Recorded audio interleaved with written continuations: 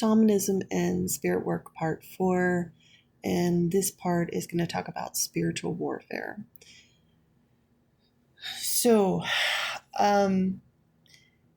very much like if you were in a narcissistic relationship where somebody would try to bully you and control you, get you to sabotage your life and let them take over your life, there are a lot of spirits that would do the same. And so, really, spiritual warfare is just vast amounts of trickery to get you to giving up your own individual sovereignty. And it's hard work. A lot of these spirits know how to exploit you. They, if it's a spirit that you have known for several lifetimes, it might haunt you and use elements of your past lives to exploit your weaknesses. So they can be really tricky. And some of the spirits that are, let's just say, they come in the guise of authority, are some of the biggest tricksters out there. And that's why, I don't really trust people who say they're channeling angels or, aliens or even God, because they're channeling something outside of them. And if, let's say you were a creator, right? Let's say you were a creator being or a divine, powerful entity, a very divine, powerful entity, and you were guiding young souls in and supporting them and loving them so that they would grow in their own sovereign consciousness. You would never violate that, just as you wouldn't violate a child. Okay. So any person who says that they're channeling God or angels or whatnot, they're channeling a being that is pretending to be one. Because no true evolved spirit would ever allow a smaller, less experienced entity like a human to be able to give up their own sovereign will. They would never participate in that. So the majority of spiritual warfare is a subtle form of peer pressure, collusion, corrupted spiritual practices through religion, a mix of, childhood trauma, adult trauma, trauma from, our just everyday lives of people being ridden by different spirits. And so it can be a real battlefield in this spiritual journey. But one thing you need to understand is that if you stand in your authenticity and sovereignty, you have the power of the universe behind you, because the earth is sovereign, the cosmos is sovereign, the sun is sovereign, the moon is sovereign. These entities and these elemental beings are completely sovereign, and they are in and of themselves perfectly and intrinsically whole and solid, and they are them. And you are just as powerful as the sun if you stand in your sovereignty as a human being and a soul.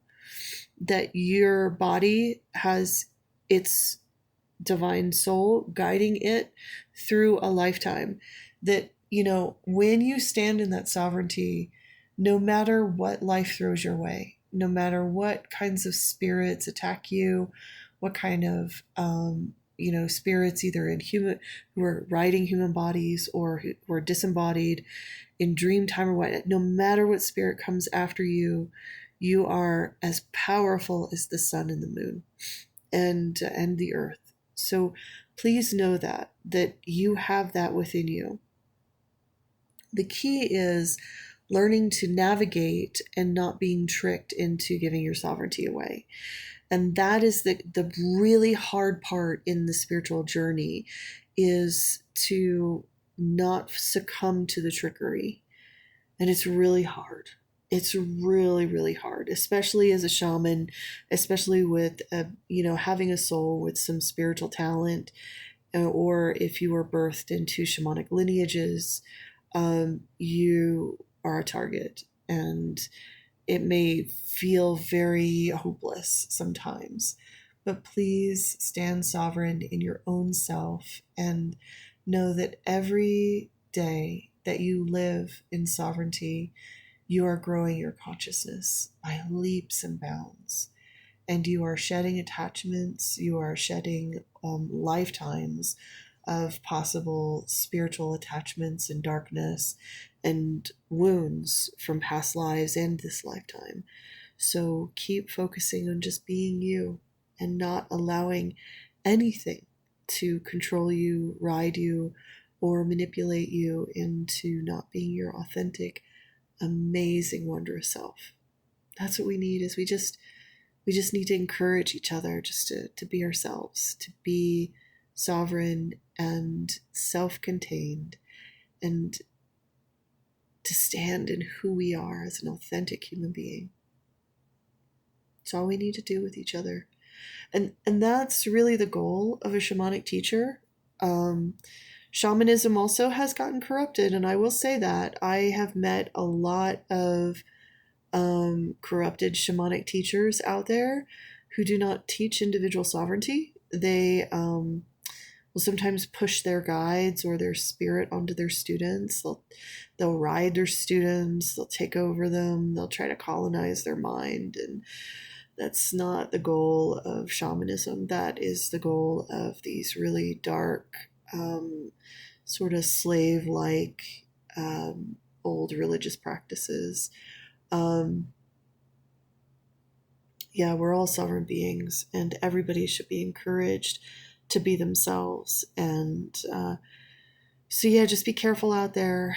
There's a lot of teachers out there who will try to lead you astray and try to make you into a miniature version of them.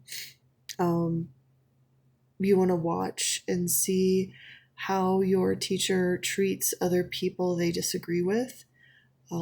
If your teacher is one of those people who goes after those they disagree with, if they're constantly trying to justify their practice, if they have a lot of anger, if they have a lot of unexpressed rage, it's a teacher you should avoid, because that teacher is probably going to take out their trauma on you.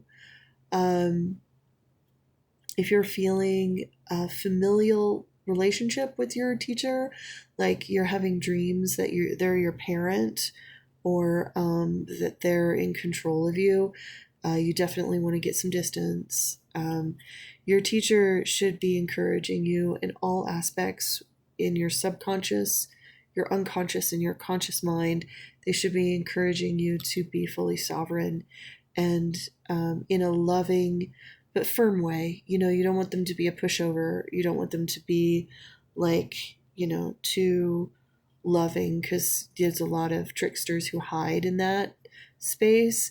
And there's a lot of tricksters who hide in the brutal, like, angry shaman space too. So you just want to use common sense and always seek inner sovereignty. And if you notice that you're getting into some codependent relationships with your fellow shamanic practitioners or your teachers, just make sure you take some time to be you and focus on your physical and your mental and emotional needs. And that's the key. Just take care of yourself. That's the good part. So I hope that helps. And it can be a really scary world out there, but it can also be really beautiful. And there is beauty in even the battle of standing in your sovereignty. So I wish you all the best of luck.